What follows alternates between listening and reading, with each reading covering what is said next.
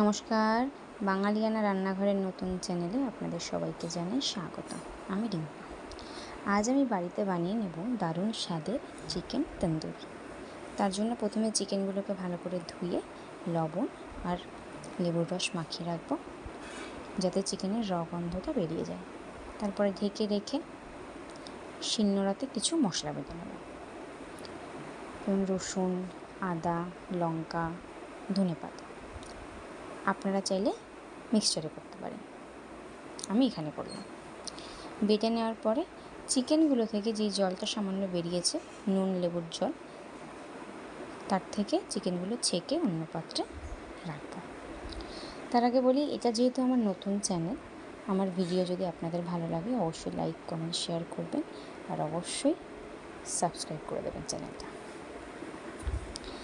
তো চিকেনগুলো ছেঁকে অন্য পাত্রে রাখার পরে আরেকটি পাত্রে পরিমাণ মতো টক দই, জিরের গুঁড়ো, গোলমরিচের গুঁড়ো, যে মশলাটা বেটে রেখেছিলাম সেই মশলা, 2 রকমের লবণ, লঙ্কার গুঁড়ো, হলুদ, একটু লেবুর রস, সর্ষের তেল, আর শেষে একটু বাটার দিয়ে দেবো। বাটার দিয়ে মিশ্রণটাকে ভালো করে মিশিয়ে চিকেনগুলো ভালো করে মাখিয়ে নেব। সাথে একটু মিট মশলাও দিয়েছিলাম।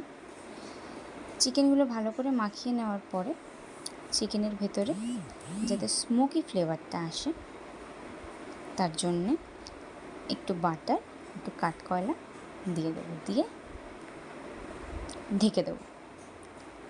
ঢেকে দেওয়ার ফলে চিকেনগুলোর মধ্যে ভালো মতো ফ্লেভারটা চলে যাবে। তার ফ্রিজে 5-6 ঘন্টা স্টোর করে এরকম এসছে, দারুণ টেক্সচার এসছে। তারপরে এয়ার ফ্রাইয়ে ফ্রাই করব। বাটার দিয়ে এয়ার ফ্রাইয়ে উল্টে পাল্টে ভাজলাম।